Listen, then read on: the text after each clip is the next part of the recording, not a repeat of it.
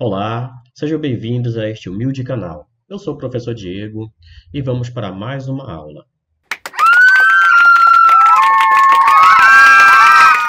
A bioestatística nada mais é do que uma ferramenta muito útil para que nós possamos organizar, interpretar e apresentar dados gerais que nós podemos coletar na nossa natureza.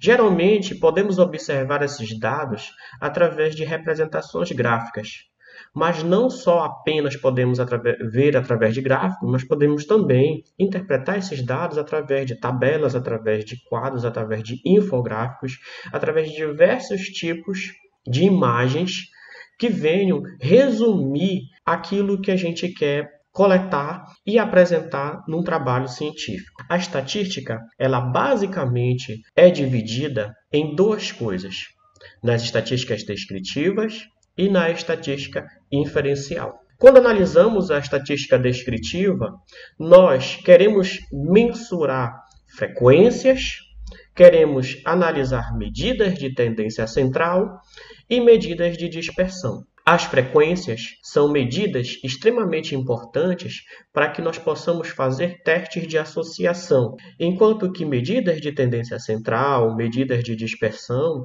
são muito importantes para que nós possamos fazer testes de efeito. Já a estatística inferencial, enquanto que a descritiva, ela tem como objetivo organizar os nossos dados, a estatística inferencial é relacionada a uma probabilidade, a uma taxa de incerteza. Nós iremos utilizar probabilidades. O grande objetivo dela é que a gente possa mensurar o acaso.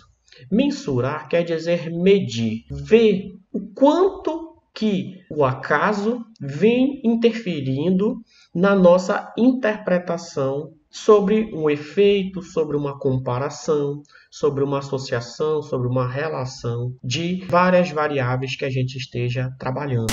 Medir este acaso, ou seja, a possibilidade de que algum fenômeno esteja acontecendo de maneira randômica, por coincidência, e que isso não é resultado de um fenômeno natural, é extremamente importante, porque a partir do momento que a gente tem essa compreensão do quanto isso pode afetar a nossa interpretação, nós podemos descartar esta medida.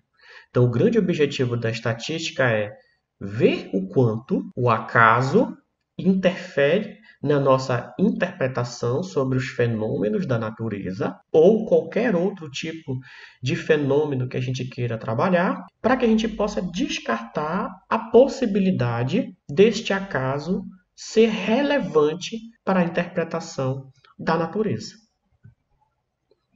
Vamos entender melhor como isso funciona. Basicamente, o que é uma variável? Variável é qualquer tipo de fenômeno, de objeto, qualquer tipo de situação que o pesquisador queira estudar e que ela não é fixa, que ela sofre variações. Por isso que o nome dela é variável. É qualquer coisa que seja mudada, que não seja igual quando nós estamos analisando.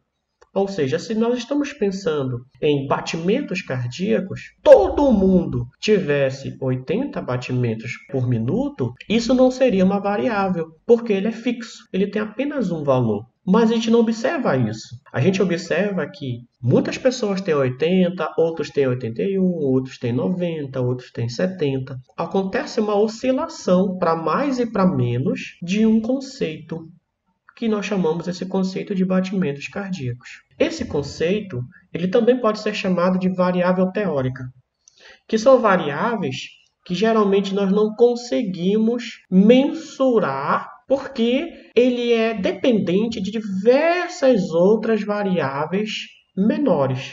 Por exemplo, quando nós pensamos nessa variável tratamento, na variável doença e na variável saúde, nós podemos pensar que existem diversos tipos de tratamento, diversos tipos de doença e diversos tipos de interpretação do que é saúde. Dependendo da área de conhecimento, a saúde ela pode ser um fator, ela pode ser outro fator, ela pode ser um conjunto de diversos fatores. Ou seja, é difícil da gente poder mensurar o tratamento, a doença e a saúde, mesmo isso sendo uma variável.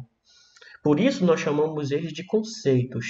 Os conceitos ou variáveis teóricas são variáveis que contemplam muitas variáveis menores dentro dela. Então, nós precisamos sempre analisar em uma pesquisa os conceitos, as variáveis teóricas. Por exemplo, em um título de um trabalho, nós mostramos para quem quer ler, quem tem interesse em ler um determinado trabalho, a variável conceitual, a variável teórica. Nos objetivos gerais de uma pesquisa, nós mostramos a variável teórica, os conceitos. Mas nos objetivos específicos, nós queremos mostrar o que está por dentro dessas variáveis conceituais, que são as variáveis mensuráveis, e para que a gente possa gerar uma certa interpretação, uma certa generalização da variável conceitual. Observem só. Então, esses três exemplos representam conceitos, e nós precisamos, dentro desses conceitos, retirar algo que nós poderemos medir, que nós conseguiremos medir. E aí, quando nós conseguimos operacionalizar, quando nós conseguimos medir algo dentro do tratamento da doença e da saúde, aí sim nós estamos falando das variáveis operacionais. É muito importante vocês entenderem essa diferença. As variáveis teóricas são as variáveis maiores, tratamento, doença, saúde. Essas variáveis geralmente carregam consigo muitas variáveis menores que nós chamamos de variáveis operacionais. E aí, essas variáveis operacionais são aquelas que vão estar presentes nos objetivos específicos de um trabalho científico. E aí vem a grande questão: por que na natureza acontece essa variação? Por que elas variam? E é justamente por causa desta pergunta é que nós utilizamos a pesquisa científica. Ter dúvidas sobre algo da natureza e tentar responder essa dúvida é o verdadeiro objetivo. É tentar entender por que essas variáveis variam. Então, toda vez que a gente se pergunta por que isso varia, é na verdade um resultado para cada pesquisa que nós estamos, que a humanidade está produzindo. Olha só, um exemplo para vocês entenderem muito bem. Nós temos aqui uma variável saúde, e aí dentro, olha, um fator associado à saúde é a pressão sanguínea. Esta pressão sanguínea, ela tem uma variação que eu coloquei aqui, 210 por 180, 160 por 100, 130 por 90 e assim por diante. Não existe um valor só para todas as pessoas.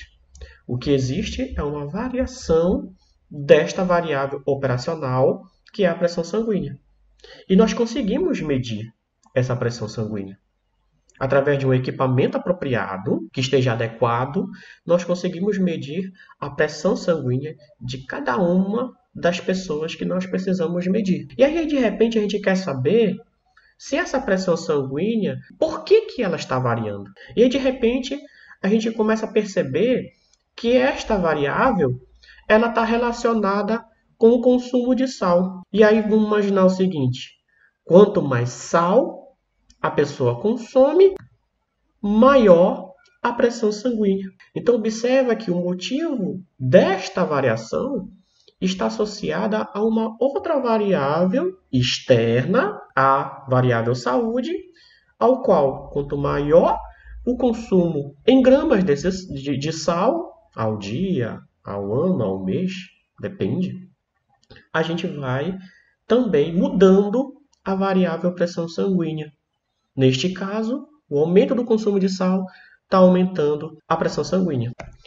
Poderíamos pensar o seguinte: o consumo de sal, quanto maior este consumo de sal, isso acaba provocando um aumento na pressão sanguínea. Só que as coisas não são tão simples assim. Poderíamos pensar, olhando pelo consumo de sal, que a pressão sanguínea aumenta, mas também podemos pensar o seguinte: será que o fato das pessoas estarem geneticamente com uma pressão maior ou pressão menor, isso induz elas a consumir mais ou menos sal?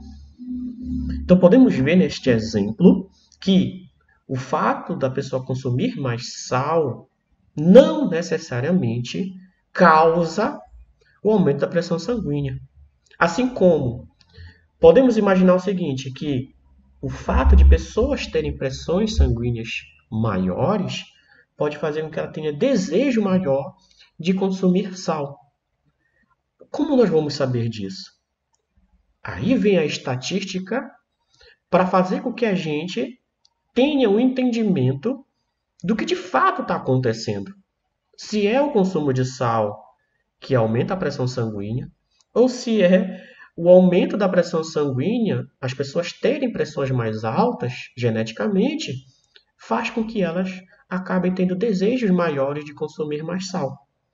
Então a estatística vem para isso, para que a gente possa entender melhor como essas variáveis estão se comportando.